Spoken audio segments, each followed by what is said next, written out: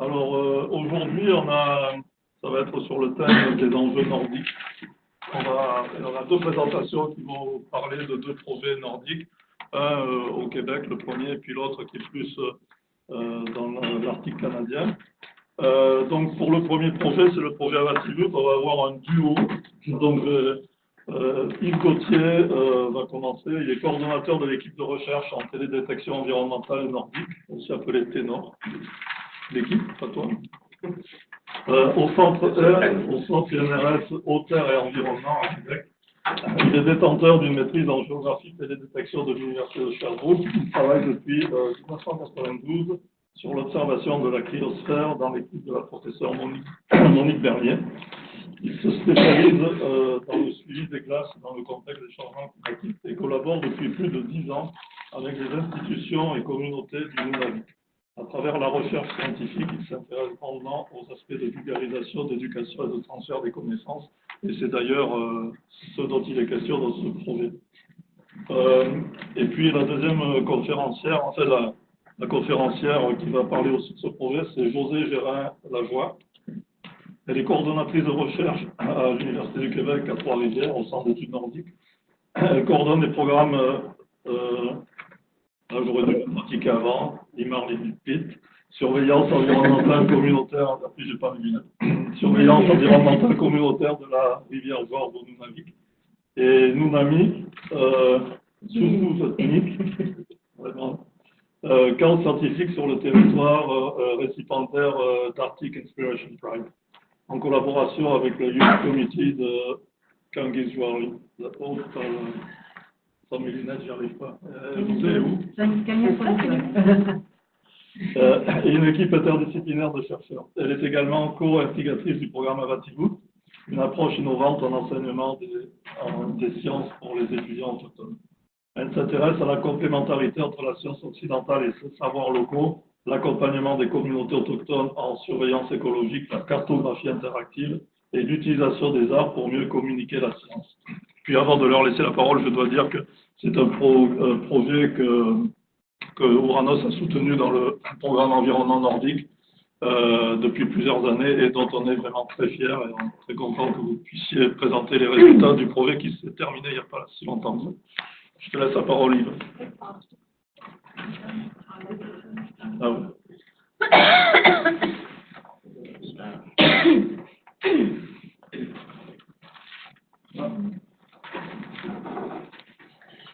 Bonjour tout le monde, merci d'être là.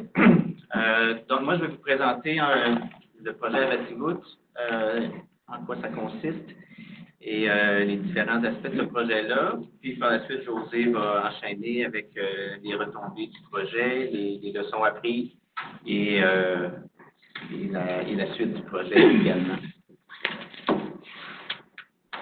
Si vous avez des questions en cours de route, vous pouvez m'interrompre. Donc, Avativut, qui signifie qui nous entoure en Inuktitut, a été développé en partenariat avec la commission scolaire catholique, qui s'appelle aujourd'hui, je vais te laisser prononcer. Donc, ça fait partie un peu de leur changement, un peu de l'utilisation du curriculum. Ça a été fait aussi en partenariat avec nos collègues de l'Université Laval. Et le travail a été fait sous la supervision des professeurs Esther Lévesque et Justin Sanson à l'UQTR et de Monique Bernier à l'INRS. C'est un projet qui a démarré en 2010. Donc, au fil des années, on a eu un soutien financier vraiment important de la part de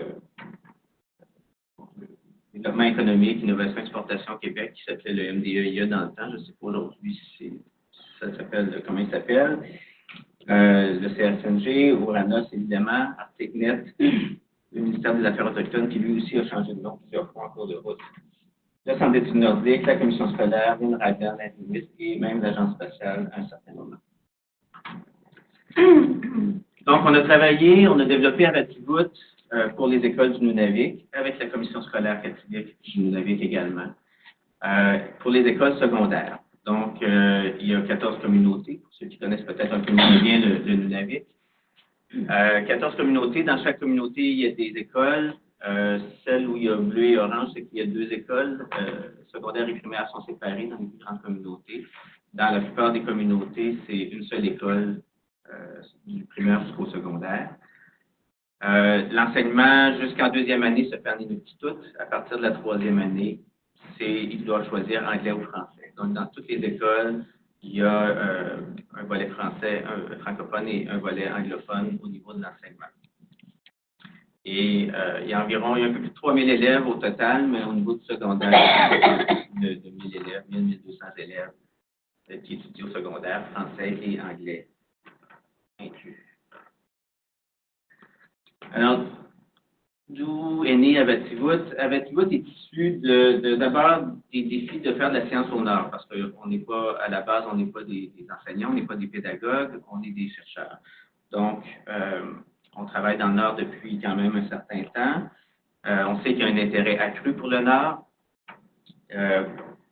en raison, entre autres, des changements rapides que le Nord vit, donc changement climatique d'un côté, mais aussi changement économique et le niveau du tourisme, au niveau des mines, changements sociaux également qui se produisent dans le Nord. Donc, il y a beaucoup de chercheurs, il y a beaucoup de sciences qui se fait dans le Nord. Par contre, il y a toujours une discontinuité des données. Discontinuité spatiale, évidemment, on a vu le territoire, comment il est fait. Discontinuité temporelle aussi. C'est difficile d'avoir des données sur une longue période de temps. En raison des distances, évidemment, en raison des coûts, de la logistique, les déplacements au Nord. Donc, si vous voulez aller faire un voyage à Coudjouac qui coûte déjà 2500 $ aller-retour. Si vous allez jusqu'à Salouette, c'est plutôt 3500 aller-retour. Il faut en tenir compte quand on voyage dans les 14 communautés, je vous laisse calculer. L'autre problème, au niveau de la recherche, on a des projets, on a des subventions 2 ans, 3 ans quand on est chanceux. Des fois, avec des renouvellements, on peut aller un peu plus loin. Mais les projets se terminent, donc si on a accumulé des données, c'est difficile d'avoir une continuité par la suite. Et ce qui est bien important de savoir aussi dans les défis de faire de la science au Nord, c'est le lien avec la culture locale. On travaille avec les Inuits. De plus en plus, on doit faire ce qu'on appelle le outreach, donc faire un lien avec les communautés, avec les gens. Et même maintenant, il faut concevoir des projets avec les communautés. Il y a un énorme travail qui se fait maintenant, un grand changement d'orientation au niveau de la recherche au Nord. Il y avait également des défis, Avativut est aussi inspiré des défis au niveau de l'enseignement des sciences en contexte nordique. Au Nord, l'école n'est pas toujours bien vue. Hein, il y a encore des relents, des pensionnats et tout. Donc, les grands-parents ou les parents n'ont pas une très belle expérience avec l'école, ce qui fait que l'école n'est pas valorisée autant auprès des jeunes. Ça, en plus de tout le contexte social, ce qui fait qu'il y a un taux de décrochage très élevé, qui est souvent au-dessus de 90% de décrochage avant le secondaire, avant la fin du secondaire 5. Ce qui n'est pas facile non plus, c'est la cohabitation entre les savoirs traditionnels et les savoirs occidentaux. Et il y a également un manque de matériel pédagogique adapté aux Inuits. Il y en a de plus en plus, mais il y a toujours un manque à ce niveau-là. Donc, c'était quoi les objectifs du programme Avativut? C'était d'abord de créer du matériel justement pour l'enseignement des sciences, mais qui serait adapté au contexte local. On voulait à travers ça stimuler l'intérêt des jeunes élèves pour les sciences, faciliter l'enseignement des concepts que les professeurs de sciences doivent passer dans les classes, mais dans les faciliter en faisant des liens avec un contexte qui parle aux jeunes. Donc, relier ce qui est appris en classe avec leur milieu. Et ce qui était notre objectif de chercheur à travers ça, c'est d'arriver, au travers de ça, à créer une base de données environnementales à long terme dans les 14 communautés à partir des observations ou des mesures que les élèves pourraient faire. Évidemment, si le volet pédagogique n'est pas bien fait, si les professeurs ne se l'approprient pas, si les élèves ne l'aiment pas, bien évidemment, ils n'iront pas prendre de données, puis notre base de données va mourir dans l'œuf. Donc, c'est pour ça qu'on disait que notre succès scientifique dépend vraiment du succès pédagogique. Je vous présente une affiche qu'on a fait un peu pour promouvoir justement le programme Abattibout. Donc, ce qui fait la particularité du programme, d'abord, on travaille sur des thématiques reliées au milieu. On travaille sur la productivité des petits fruits, donc représenté par le vert ici, le suivi des glaces en bleu et la dynamique du pergélisol en brun. C'est l'école, évidemment, qui est au centre de ce projet-là, c'est les élèves, mais on travaille avec les professeurs également, donc avec les enseignants, autant les enseignants non-inuits que les enseignants inuits, et on crée des liens avec la communauté, donc avec les aînés, et on sort les élèves de la classe pour les amener sur le terrain. Donc, la portion de droite, ça représente une balance, on ne voit peut-être pas très bien, mais c'est entre les savoirs autochtones et le savoir occidental. Tout est une question de balance. Donc, l'ADN du programme Abattibout, c'est vraiment des thématiques nordiques, une approche pratique main à la pâte. Il y a des concepts qui sont donnés en classe, mais il y a toujours une sortie sur le territoire. Il y a toujours des travaux en laboratoire aussi. On essaie de faire le plus possible des liens avec le territoire, avec les savoirs locaux, avec la langue, d'impliquer la communauté. Donc, ça devient une approche qui est multidisciplinaire, multigénérationnelle, multiculturelle également. Avec tout ça, il faut que ça rentre dans le curriculum, il faut que le professeur y trouve son compte, parce que je sais pas, il ne cherche pas des activités supplémentaires, ils sont déjà très occupés, mais si l'activité lui permet de sauver du temps, alors là, on a plus de chances de succès. Donc, il faut que les programmes soient connectés au programme québécois. Également, de faire des liens avec les changements climatiques, c'est une des raisons pour lesquelles Ouranos est embarqué dans le projet, et éventuellement d'avoir cette base de données-là. Évidemment, des données prises par des élèves, c'est pas le même niveau que des données prises par des scientifiques, disons, mais on leur fournit des protocoles, soutien, donc c'est quand même des données, des observations qui peuvent avoir une certaine valeur au fil du temps. Donc, c'est quoi Abattibout? Ben, à la base, c'est ce qu'on appelle une SAE, une situation d'évaluation, une situation d'apprentissage et d'évaluation. Donc, il y a un cahier de l'élève, un cahier de l'enseignant.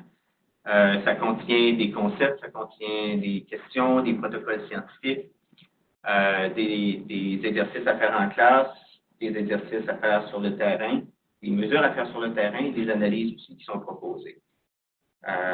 On en a créé 3 au cours du projet. Donc, avec l'UQTR, avec José, sur la productivité des petits fruits. Donc, il y a un très fort lien avec l'activité traditionnelle de cueillette des petits fruits, qui est extrêmement populaire là-bas. Évidemment, une activité qui va se faire plus au début de l'automne, quand il y a encore des pluies.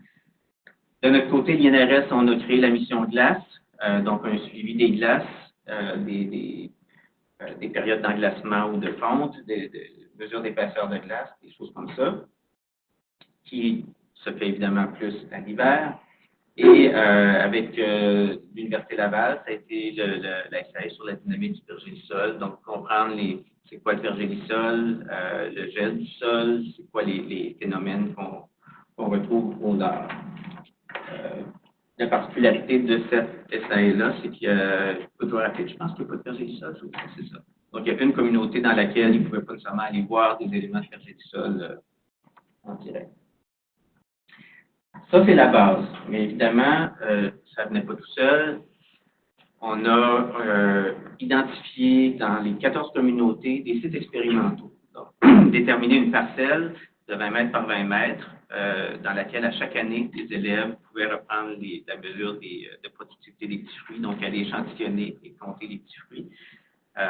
Donc, en étant toujours au même endroit, c'est une donnée qui pouvait être comparable d'année en année. On a identifié aussi des sites pour faire l'observation de la glace, c'est-à-dire que si on veut déterminer le moment d'apparition ou de disparition de la glace, c'est intéressant de toujours regarder au même endroit. C'est une façon de fixer la zone d'observation. Également, des des thermomètres qui sont installés dans le sol pour avoir des mesures de température du sol et de hauteur de neige également. Ça vient aussi avec des capsules vidéo, parce qu'on s'est dit qu'il faut que les classes comprennent comment faire le travail. Et je vais vous faire jouer juste quelques petits extraits des capsules vidéo. Je pense que ceux qui sont en webinaire vont avoir seulement l'image et pas le son.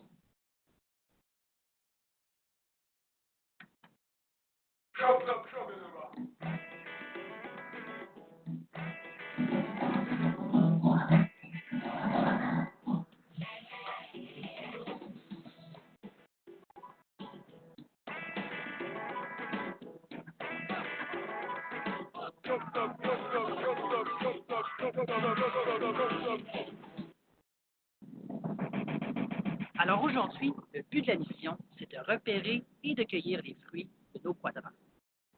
On a placé notre ficelle, on a pris 2 photos, on est enfin prêt à cueillir. Avant de commencer, on examine le quadrat pour déterminer toutes les espèces de fruits qu'on y trouve. On prépare une étiquette d'identification de fruits pour chaque espèce trouvée.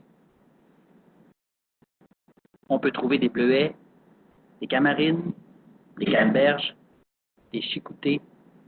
Comme les espèces seront cueillies séparément, on place chacune des étiquettes dans un sac de cueillettes différent. Donc, c'est des vidéos qui durent une dizaine de minutes chacun. Il y en a pour toutes les étapes. Il y a une autre série de vidéos qui sont plus pour expliquer les concepts.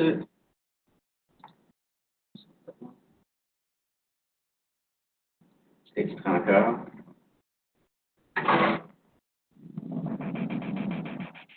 Pourquoi doit-on noter l'état des quadrats même quand ils sont vides?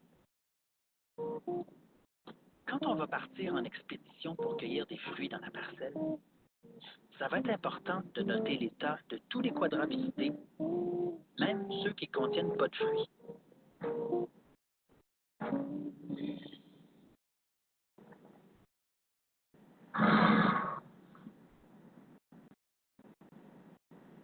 On doit connaître le nombre total de quadrats visités pour pouvoir calculer avec précision la productivité d'une espèce dans la parcelle. Pour faire le calcul, on doit tenir compte de 2 choses.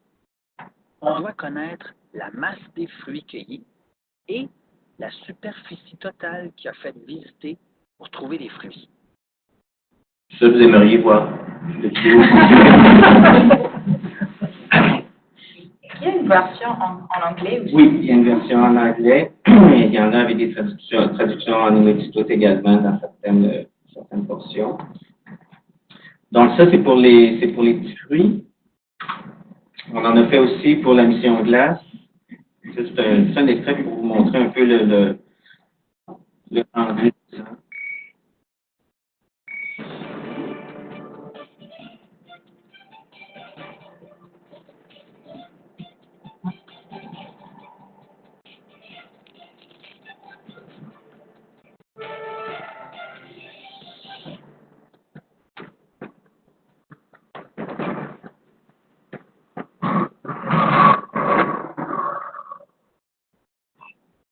Bienvenue dans la mission L'observation. Vous allez devoir observer les glaces au site expérimental. Vous allez aussi devoir surveiller quand elles arrivent et quand elles repartent.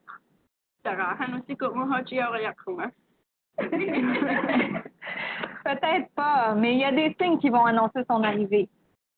Encore une fois, je coupe, mais c'était pour vous montrer un peu c'est quand même vraiment du matériel intéressant.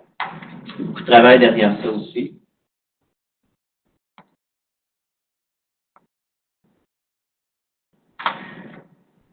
Alors, rapidement, on a aussi développé des outils interactifs pour l'enseignement. Donc, entre autres, pour la dynamique du projet du sol, il y a un outil qui a été programmé qui s'appelle Fermasim, qui est un simulateur du fond de gel dans le sol.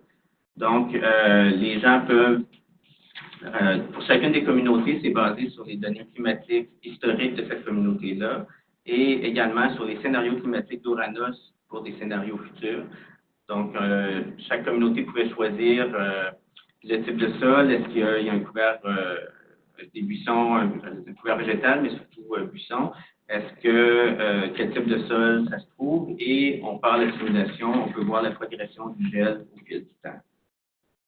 Si vous avez des intérêts ou des questions par rapport à ça, je vous invite à prendre contact avec José.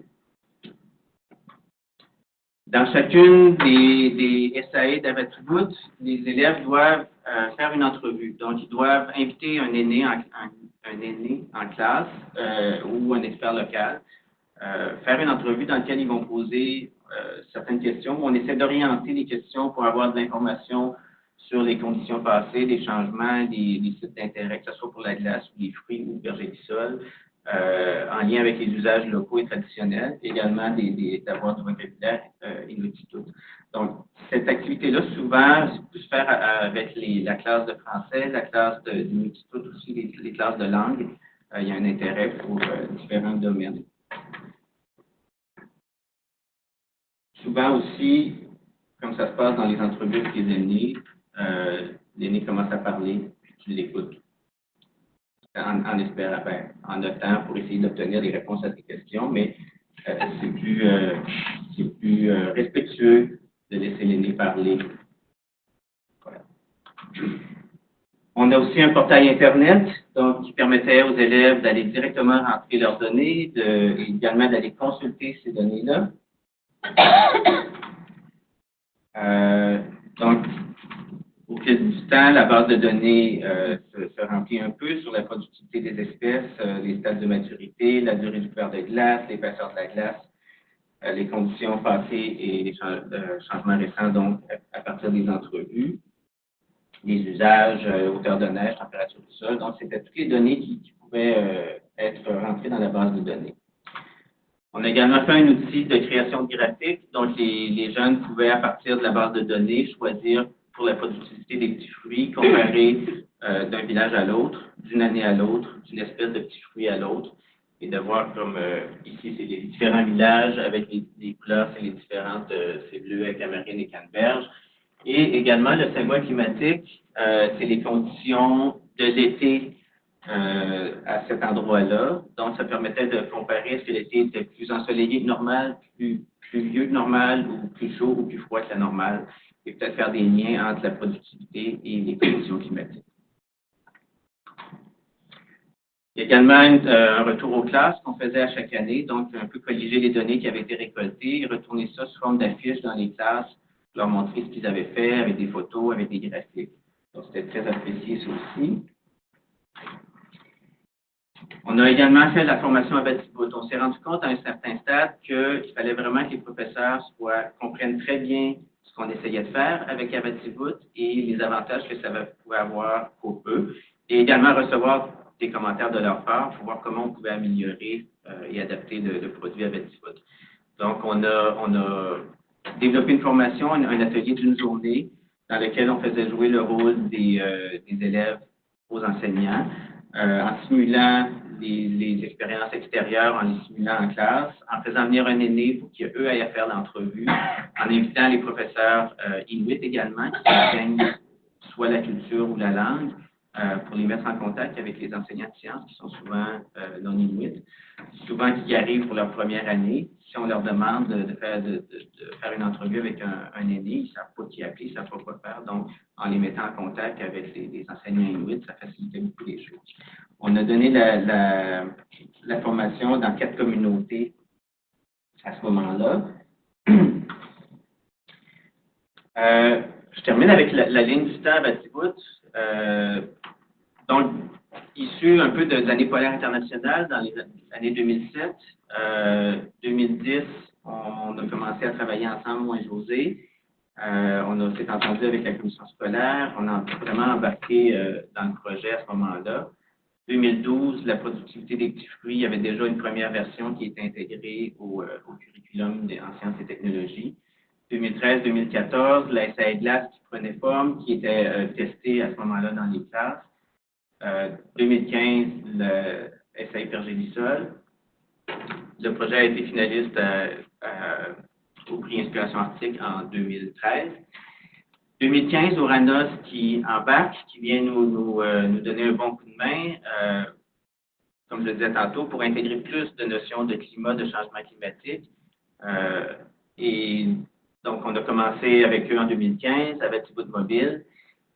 Et là, en 2017, arrive un changement de cap radical de la commission scolaire. José parlera un petit peu tantôt des défis que ça a représenté. José, je te laisse la parole à ce moment-là. On va rester dans le positif pour l'instant.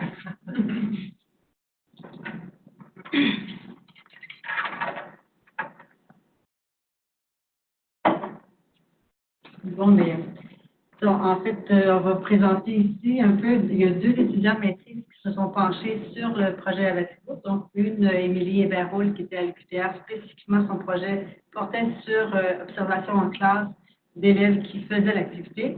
Puis un autre qui était Robert Morgan, donc elle a fait à Couture-Rapide, l'autre, Robert, l'a fait à Ouillac.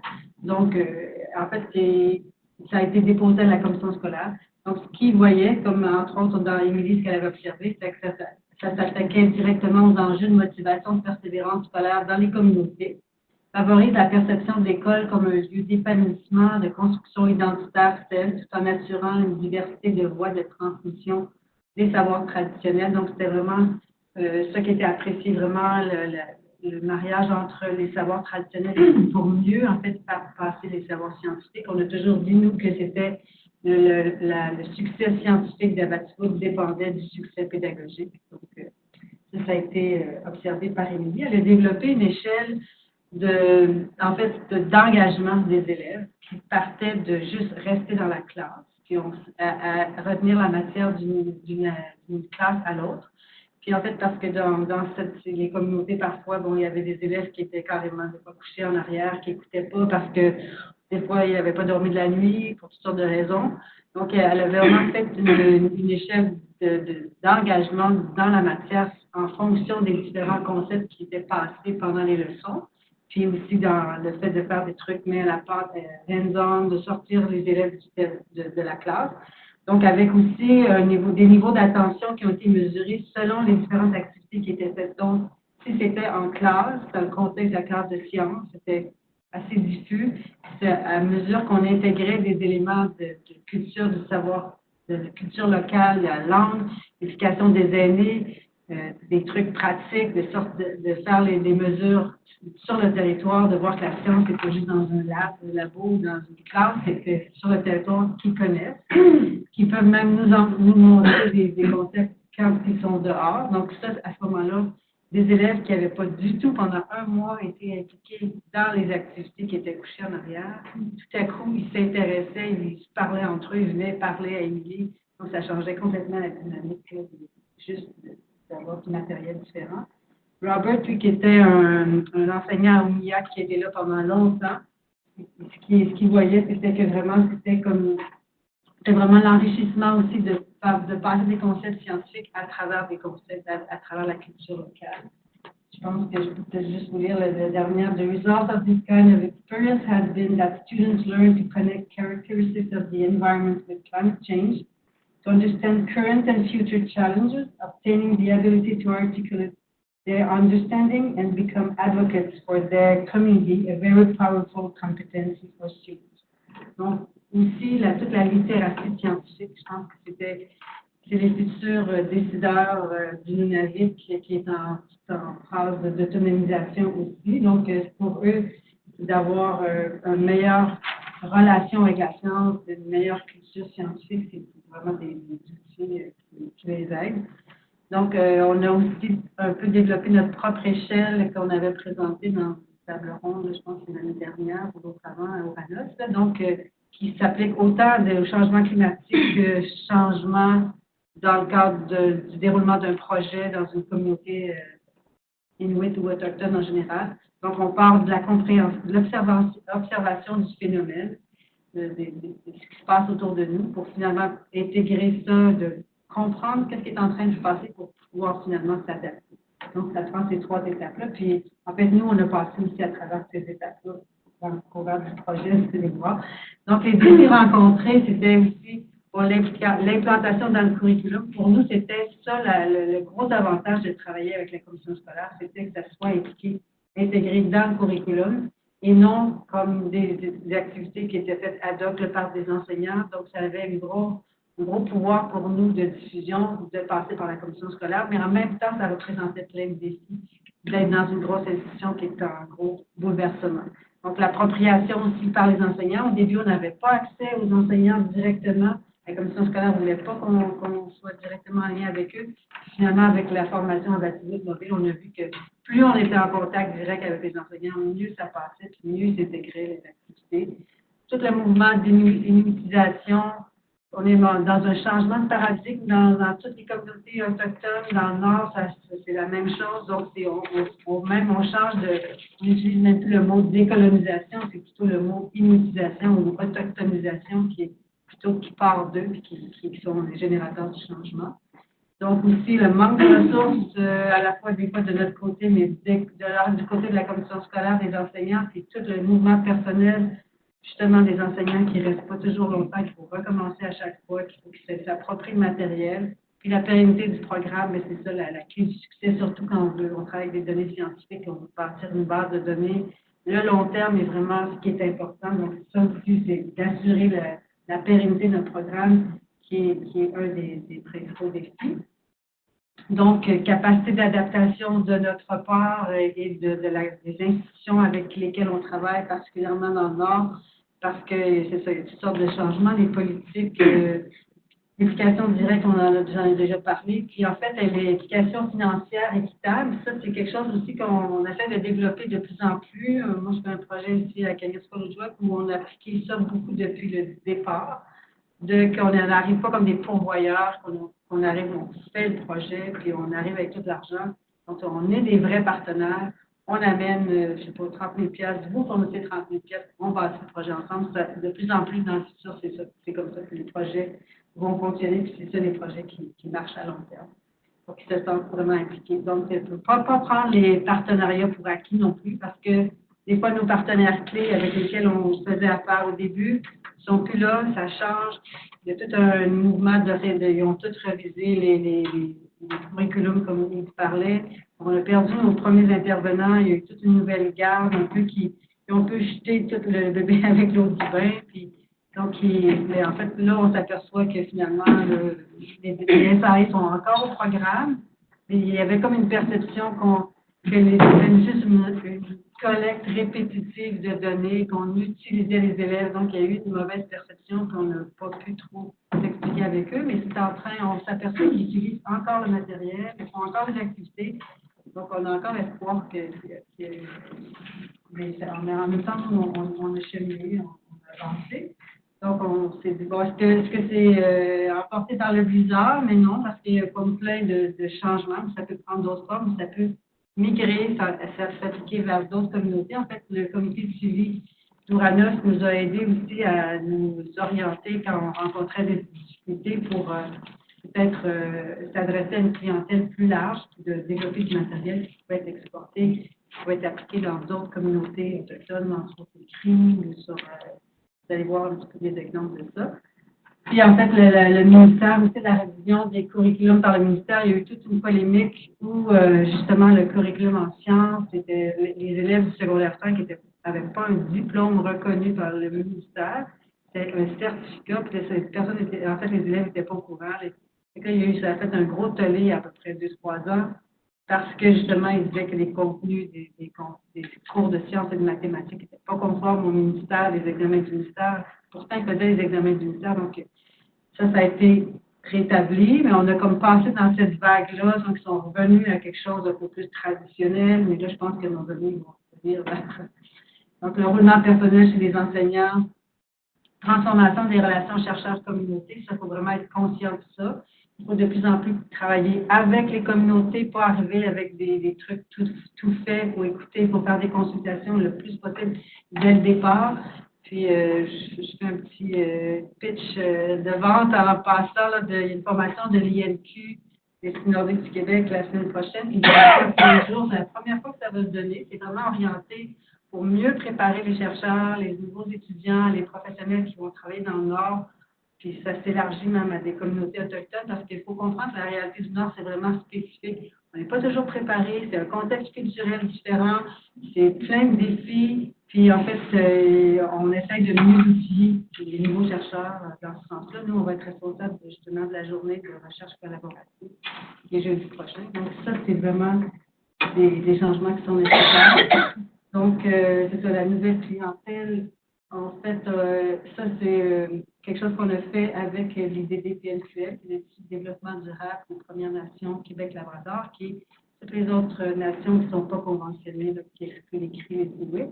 Donc, avec les Atikamekw, on a pris la SAI Petit Fruit, on l'a adapté à la culture, à la langue, aux références Atikamekw, donc seulement sur les bleuets, avec toutes sortes de dynamiques différentes, forêts boréales, compétition entre espèces, les feux, les coupes forestières, donc il a fallu refaire un travail. Pour l'instant, c'est pas encore utilisé dans les écoles. Là aussi, il y a eu une espèce de vague.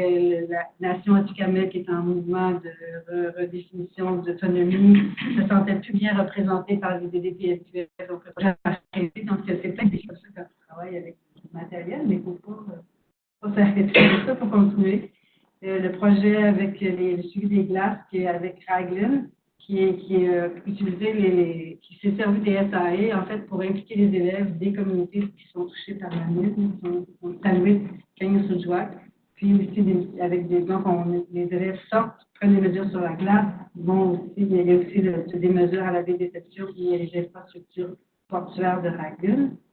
Avec l'INRS qui a aussi développé toute une activité pour les sciences, les filles et les sciences avec l'Université Laval. Donc, à date, 125 jeunes du primaire à l'INRS, d'inspirer des formations qu'on avait faites dans les différentes communautés, du matériel mobile. Puis, donc maintenant, c'est offert dans notre catalogue là, en collaboration avec Québec International ou l'école de la région de Québec comme une activité à faire dans les écoles pour l'initiation des sciences. Donc, c'est plus une initiative de l'INRS. Avec Michel Allard, ils servent du matériel permassile, de la SAE Pergélisol, encore dans leur formation. Il y a un professionnel, Marc-André Ducharme, du Centre des Nordiques, qui travaille beaucoup dans certaines communautés, entre autres Koubloutok, où il y a à Iqaluit, où il y a des problématiques de pergélisol importantes. Donc, c'est des outils qui continuent à être utilisés pour de la formation, des fois pas juste à des élèves, mais aussi à des adultes. Puis, en fait, avec l'Ouranos, on a engagé une boîte de communication, de vulgarisation en sciences, qui est la boîte à sciences, qui est pour donner une signature uniforme entre les différents SAE, ce qui n'était pas toujours le cas. Les enseignants ne savaient pas toujours que c'était un même projet. Aussi de faire du matériel qui était exportable à d'autres communautés. Le meilleur lien avec tous les concepts prescrits du programme d'enseignement du gouvernement du ministère de l'Éducation. Formule exportable. Donc, pour vous montrer qu'est-ce que ça a l'air. Donc, une affiche un peu de promotion pour chacune. En fait, on l'a fait juste pour les petits fruits et la glace pour l'instant. C'est juste en français pour maintenant. Ça n'a pas été encore traduit en anglais, ce matériel-là. Mais c'est dans le plan futur. Donc, une affiche de promotionnelle qui résume bien c'est quoi la SAE, qui manquait un peu peut-être une espèce d'outil de communication pour les SAE. Donc, il y en a une qui est faite pour les petits fruits. On voit le recto, le verso. Puis un guide de l'enseignant vraiment super bien détaillé, qui est vraiment clé en main pour l'enseignant avec un cahier d'élèves, un peu la même formule. Ça, c'est celle qui a été faite pour la classe. Donc, à quel niveau ça s'adresse, tout de suite le lien avec les concepts, pour pas que en fait, les enseignants perçoivent ça comme des fois c'était le cas, que c'est du matériel de plus qu'ils nous ont demandé. Donc, ce qu'on voulait, c'est que non, servez-vous de ça pour enseigner ce que vous avez à faire passer comme concept dans votre curriculum. De toute façon, en sciences, c'est du matériel super dynamique, vivant, coloré. Donc, on essaye que les gens le perçoivent comme ça. Puis vraiment, le plus qui est nouveau, c'est qu'on a intégré tout l'aspect changement climatique, ce qui a été intégré dans le permassile, mais aussi dans les cahiers pour les enseignants, les élèves, tout ce qui n'était pas, on n'avait pas abordé cet aspect-là. Donc, le chapeau, changement climatique, l'effet de serre, l'ouverture vers les autres communautés autochtones aussi, avec un calendrier des activités pour essayer vraiment de donner des outils le plus facilitant possible aux enseignants pour leur planification. Donc, Madame, oui. ça c'est dans le découvert le Québec autochtone. Est-ce que ça, c'est dans votre site web ou est-ce que c'est un guide? C'est sur le Ça, site. ces guides-là, en fait, ça, c'est du matériel qu'on a conçu, qui est pas encore sur le site web de c'est ça que Mais le Découvrir Québec En bas. autochtone, ça vient. la carte de découvrir. Oui, ça, c'est accessible sur le site. C'est pas nous, c'est sur quel. C'est vous ou c'est dans une autre? Non, je ne me rappelle pas exactement, mais c'est quelque chose qui a été développé par un autre organisme. Hein, en fait, c'est plus la carte des différentes nations autochtones au Québec. C'est comme un exemple de ce qu'on a intégré dans le matériel pour les élèves, les enseignants, pour ouvrir à un contexte qui n'est pas seulement nordique là, au Nunavik, mais puis même pour les élèves du Nunavik, qui est comme une ouverture vers les autres nations. Donc, est-ce qu'on pourra récupérer cette Oui, carte? oui, je pourrais vous donner la référence de ça. Donc, je pense que ça fait le tour. Si que vous avez des questions.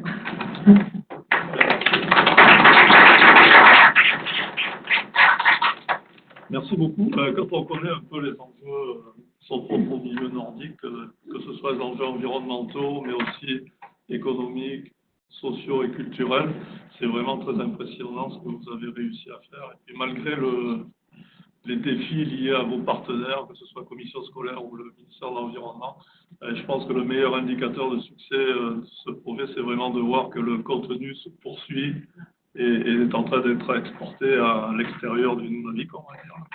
Donc vraiment, félicitations. On a du temps pour prendre des questions. Je vais commencer par les questions dans la salle. S'il y en a. Vas-y, casse la glace. Je voudrais savoir pour les données, en fait, par exemple, mettons pour les petits fruits, est-ce que tout ça, on peut l'accéder puis faire des cartes ou comment, comme des gens, comme si on s'intéresse comment est la productivité des petits fruits à tel village, chaque personne, est-ce que c'est public? Oui, c'est des données qui sont publiques. Là, le site web est hébergé par le Centre d'études nordiques. Comme le projet était un peu arrêté avec la commission scolaire, on a des mises à jour à faire, mais en fait, oui, c'est fait pour être public. Donc, en fait, les écoles peuvent accéder avec un mot de passe et tout ça, puis on voulait intégrer des outils graphiques où eux peuvent, s'ils cliquent sur les données, ils peuvent comparer entre les années dans leur village ou avec d'autres villages, puis ça génère des graphiques automatiquement. On ne s'est pas rendu encore jusque-là, mais les données sont encore sur le site web disponibles. Les années que ça a été plus régulier, là, donc c'était plus les premières années, donc c'est... Pour la consultation, c'est public. Oui, les données sont faites pour être publiques. C'est bon. J'ai une question en lien avec ce que mademoiselle a dit. D'abord, bravo pour votre projet, c'est exceptionnel. Je me questionne par rapport au partage des données. Est-ce que vous avez dû mettre en place des ententes de partage de données avec la commission scolaire, puis aussi travaillant avec des mineurs? Est-ce qu'il y a eu la notion de consentement parental? Comment vous avez navigué tout ça? Consentement parental, en fait, à chaque fois qu'il y a eu des photos qui sont utilisées, on doit toujours faire ça, s'assurer que les autorisations ont été demandées avant, quand on filme, quand on fait ça, on avait un certificat éthique aussi pour le projet, donc ça a été fait. Pour le partage des données, en fait, comme c'est un projet avec la commission scolaire, en fait, c'est un des flous qu'on s'aperçoit qu'il faudrait mettre plus... faudrait comme plus clarifier à l'avenir, mettons dans un partenariat. Je suis en train de le faire avec la communauté de Kanyaswa-Lujua, où on fait un projet de suivi communautaire de la qualité de l'eau, puis de la qualité des contaminants dans la nourriture traditionnelle, le suivi des changements de la végétation avec la télédétection. Puis on génère plein de données qu'on prend avec des jeunes ou juste les chercheurs. Puis on s'aperçoit que, justement, on est dans les premières étapes de négociation d'une entente de recherche pour être sûr que tout le monde, ça soit équitable, que tout le monde soit au courant des différents aussi contraintes qu'on a, parce que quand on est financé par certaines institutions, comme disons, on a des comptes à rendre, puis ils s'attendent que c'est des données publiques, parce que c'est eux qui ont des organismes fédéraux, provinciaux qui ont financé. Donc, il faut que la communauté soit au courant de ça. Donc, le plus vite, en fait, on le fait avec la communauté, mieux c'est. Tout ça, c'est comme, on ne peut plus passer à côté de ça. Mais c'est un bon point parce que dans le cadre d'Avatiput, on n'avait pas traité du tout sur les questions, les enjeux du partage des données, parce qu'en fait, on n'avait pas encore beaucoup de données. C'est une longue phase itérative avant qu'on arrive à l'implantation dans les classes. Et c'est là qu'après ça, tout d'un coup, là, ils ont coupé le volet scientifique, si on veut. Ils ne voulaient plus que les jeunes prennent de vraies données. Donc, ça a dénaturé, évidemment, notre travail. Mais bon, ça fait partie de la vie. Oui, mais il faut être conscient qu'il faut que ça soit vraiment clair. Peut-être même le matériel, c'est pour ça qu'on a un peu sorti de la signature de la commission scolaire, parce que les autres continuent à l'utiliser, mais est-ce que c'est à eux, c'est à nous? Donc, ça, il faut maintenant notre leçon le plus vite possible pour que ça soit clair, les droits. Je vais prendre encore une question. Sébastien, tu... Ouais, moi, c'était au sujet du savoir autochtone et puis de la science. Je me demandais si des fois il y avait des conflits entre les deux, puis des contradictions, puis qu'est-ce qu'on fait dans ce temps-là? Ça peut arriver, ça dépend sur quoi on travaille souvent. En fait, ça arrive plus souvent quand on travaille sur certaines espèces, par exemple, ou qui ont des quotas, mettons, beluga, des ours polaires. Ça va arriver souvent où là, il y a une division qui peuvent être pas nécessairement compatibles, pas nécessairement pas compatibles, mais qui sont différentes entre les savoirs traditionnels et les observations scientifiques. Mais il y a eu certains cas où ils se sont aperçus qu'ils ont dû reviser en fait leurs évaluations scientifiques en tenant compte du savoir traditionnel, puis il y avait une meilleure idée à l'année longue. Des fois, nous autres, on a des observations ponctuelles, on ne sait pas toujours entre ça qu'est-ce qui se passe. Donc, c'est pour ça que je pense qu'il y a vraiment une complémentarité, mais je pense que quand on travaille ensemble et qu'il y a un lien de confiance qui se fait avec les partenaires, il y a toujours moyen de discuter, mais si ça arrive, je pense qu'il y a aller au cas par cas, dépendant du sujet d'étude, en fait, le thème de la recherche, puis le lien qu'on a avec les partenaires. Donc, plus le lien est solide avec les partenaires, moins ces choses-là ont des chances d'arriver. Ça peut arriver. Dans le cadre d'Avetibout aussi, c'était vraiment juste une complémentarité, c'est-à-dire que, par exemple, à travers l'entrevue, l'aîné va parler des changements qu'il a observés, par exemple, sur les glaces depuis dans les dernières années, les épaisseurs qu'il voyait dans le temps, qui aujourd'hui sont plus les mêmes, la glace qui est de plus en plus variable, puis qui pose de plus en plus de danger pour les déplacements. Donc, il va expliquer des choses comme ça, et le jeune, lui, va pouvoir, quand il va aller mesurer l'épaisseur de glace, quand il va noter l'arrivée des glaces ou le départ des glaces, ben, il va pouvoir faire des liens dans sa tête avec ce que ses grands-parents disent ou ce qui se passe. Donc, c'est vraiment plus de faire une complémentarité entre les deux.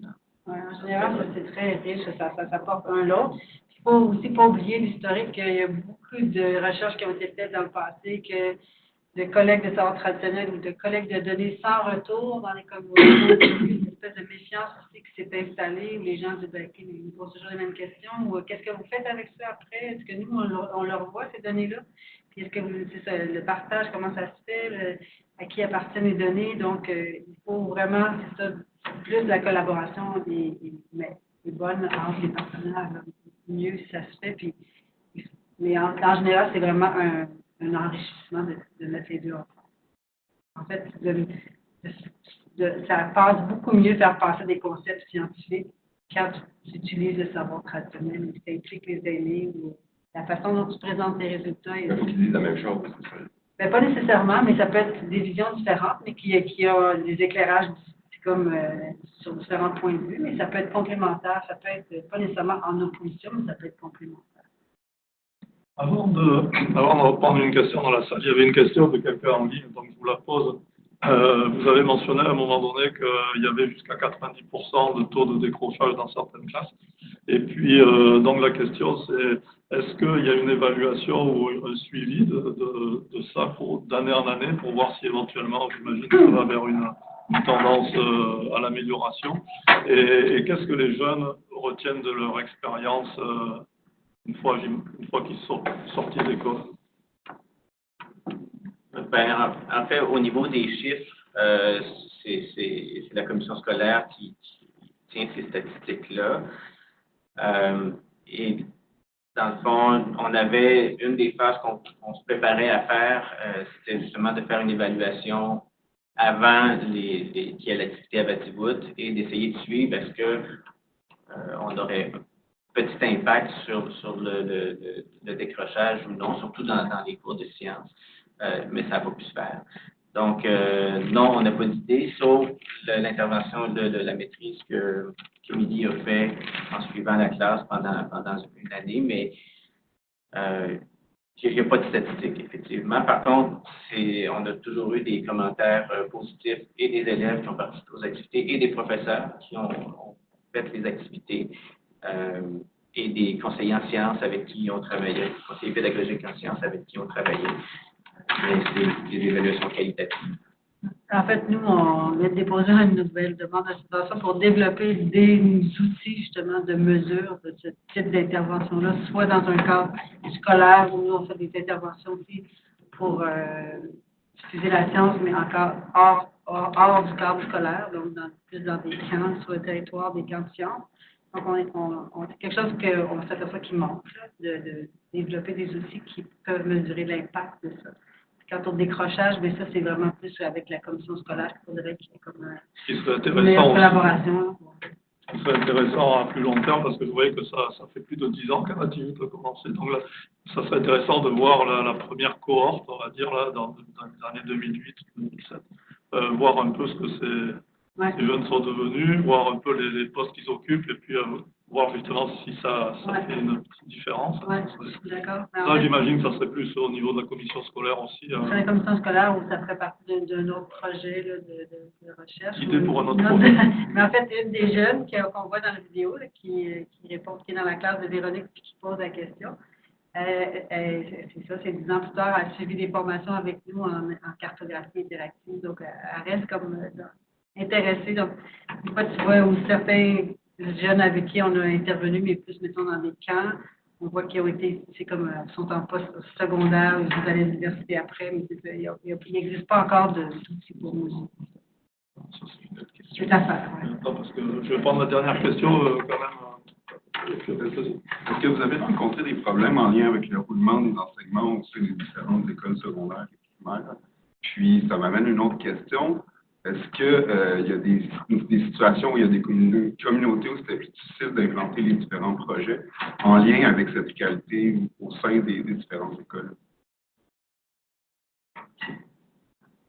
Ben, en fait, oui, le roulement des enseignants, c'est un gros problème dans les écoles au Nunavik ou dans les communautés autochtones. Puis, il y a certains villages où c'est plus stable. Ça dépend beaucoup, souvent, de l'équipe école ou de la direction. Si la direction est stable ou s'il y a vraiment une belle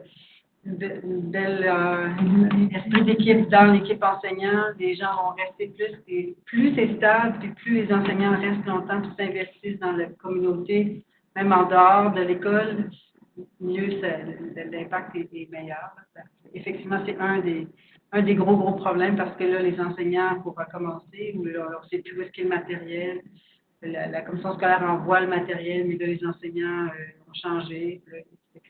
Ça, c'est un des gros défis. Puis, la commission scolaire essaie de mettre en place plein de mesures pour justement de rétention des enseignants. En fait, nous, celui Robert Morgan qui a enseigné pendant peut-être 10 ans au MIAC, il disait que justement, du matériel comme ça aidait à intéresser plus les élèves à la matière. Donc, parce que c'est plein de défis pour les enseignants aussi, là, parce que souvent, pas tant préparés à la réalité des communautés autochtones. Donc, il y a vraiment des efforts qui sont faits de plus en plus.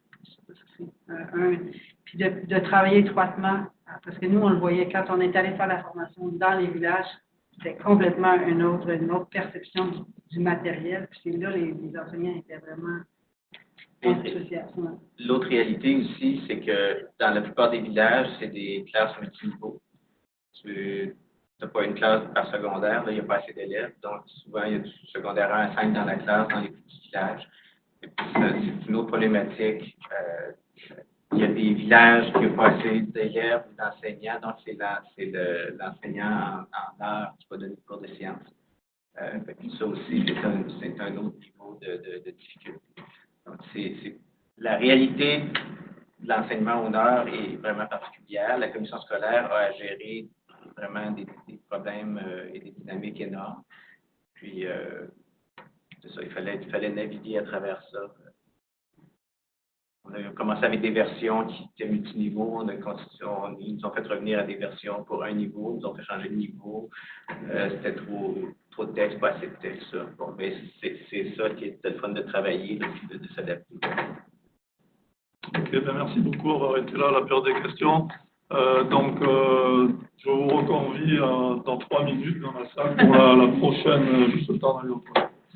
Pour la prochaine présentation qui porte sur l'écoulement des eaux souterraines sous le pergé du sol. Merci beaucoup.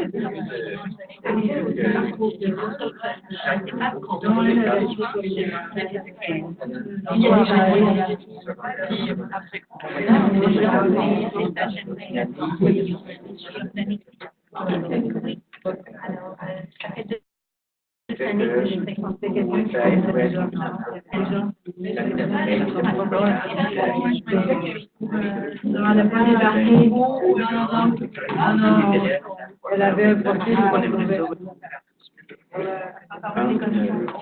Oui, parce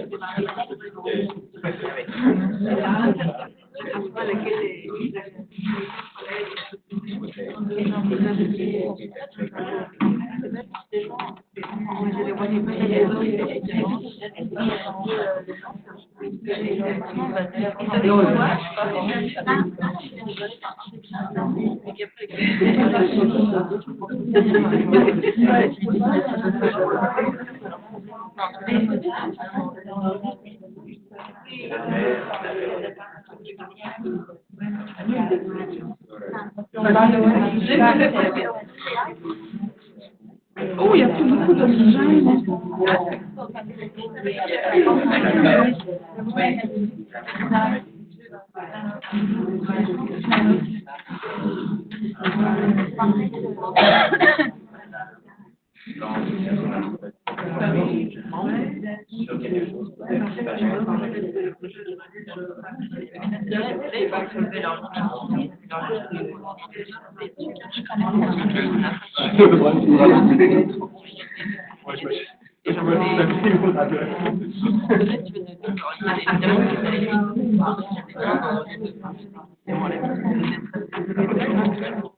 Non. Ah, mais c'est quoi? Il faut changer la clé. Ouais, peut tu vas pouvoir parler des micros sont installés au plafond. Tu es capable de pointer avec la souris, tu as des trucs vraiment spéciaux pour en général.